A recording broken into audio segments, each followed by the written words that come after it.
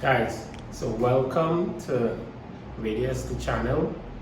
Our mission is to create a team of unstoppable individuals by simplifying success principles and making these principles available for the average individual to carve out their own version of success. The approach we use is that we ask you to send us questions and we attempt to answer the questions by way of the videos that we do.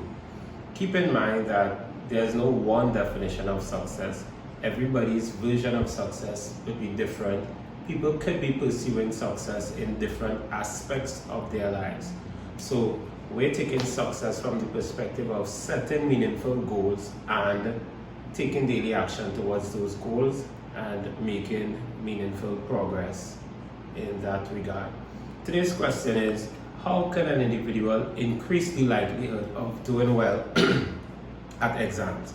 How can an individual increase the likelihood of doing well at exams? So we would look at exams from the perspective of perhaps a student in school, university, or maybe someone who is preparing for promotion exams at their workplace or something like that.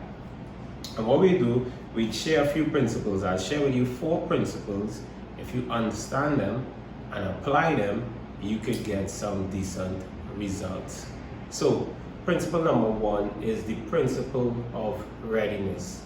And there are guys who spend their time studying how people learn, and they came up with some of these principles. Edward Lee Thorndike came up with the principle of readiness, the principle of exercise, and the principle of effect. I'll talk about those 3 principles first. The principle of readiness says you must present yourself as an individual who is willing to learn, or predisposed to learn, or best predisposed to learn. You must show up as a ready individual. And you could look at readiness from different perspectives. For example, if I want to learn, let's take online classes for example. Your lecturer, your instructor is teaching you and you are at home. If you're lying on your bed, you're likely to fall back to sleep. If your room is dark, you're likely to fall back to sleep. You're lying in a dark room and your lecturer is teaching, you're likely to doze off. What you have to try to do is make sure your environment is most conducive to learning. So perhaps you're sitting rather than lying down. You're sitting in a soft seat rather than a hard seat. You're in a decently lit area rather than a poorly lit or dark area. You're not too cold, you're not too hot. How could you make your environment the most conducive to you learning? So from a physical perspective, from an environment perspective, you can make sure that you're ready. You can also make sure that you're ready from a physiological perspective. For example, are you sleepy? What if you have class at 9 a.m. and you didn't go to bed until 5 a.m. or 6 a.m.? Are you sleepy? Or what if you get up and just go straight into class without having breakfast? Are you hungry? So these are some things you can do. Make sure you're not sleepy, make sure you're not hungry, make sure you're not tired, make sure you're best as possible that you're not unwell, to show up as a person who is ready to learn. You can also look at readiness from the perspective of mental readiness. What's my levels of interest? Mentally, am I here? If you're not interested in that which you're being taught, that lack of interest would serve as a block to you learning. Your concentration levels would quickly go because you're not mentally there, you're not interested in what you're learning. So how could you show up as an individual who is mentally interested in that which you're being taught? And you're also psychologically there. You're free from psychological disturbance. So you're not in the classroom and you're thinking about what your significant other might be doing. You're not in the classroom and thinking what your colleagues at work may be doing. You must be there. You must be present in terms of the room or the space that the teaching and learning is taking place.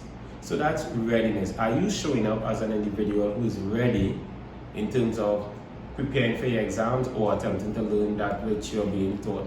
The second thing is the principle of exercise.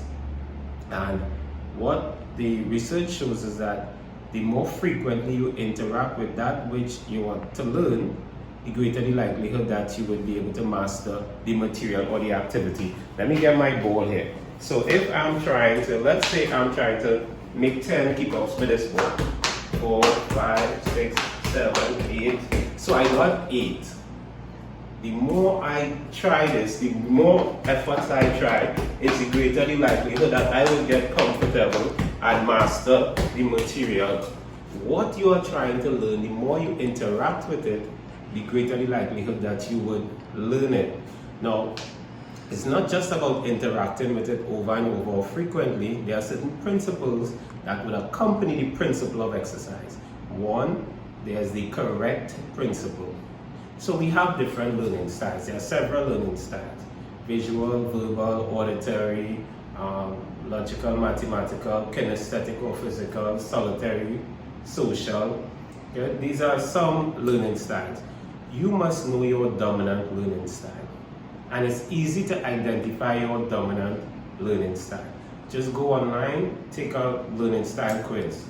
They'll ask you some questions, you'll answer the questions, and they'll tell you perhaps you're 45% visual, 30% auditory, and a mixture of some others. So you have to use the correct principle, know your dominant learning style, and be operating from that dominant learning style. There's also the deliberate principle as part of the principle of exercise. And the deliberate principle says you must know exactly what you're trying to learn, what you're trying to master. So if you are talking about within a university setting, you have past papers that you can look at so you can get a sense of those things that you should spend more time with, those things that you should interact with more frequently. Good? There's also the distribution principle as part of the principle of exercise, and that says this: we must incrementally interact with the material. We must distribute our learning sessions across a time span rather than trying to cram everything into one small session and hope that we can be effective at the end of that. So the principle of exercise says interact with the material frequently, but make sure you're deliberate, you're doing it the correct way, and there's this distributive principle that is at play as well. The third principle we will talk about today is the principle of effect. And the principle of effect says you must pay attention to the results that you're getting to see to what extent the results that you're getting are favorable or not favorable. So the first part of that is monitor your own behavior. Am I doing those things which would allow for success to take place?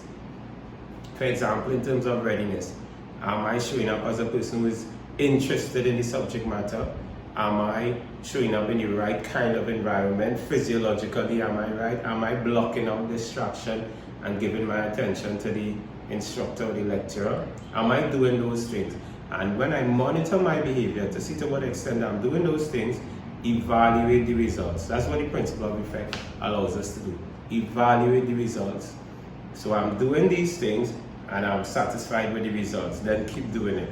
I'm doing these things but I'm not satisfied with the results, then I should change it.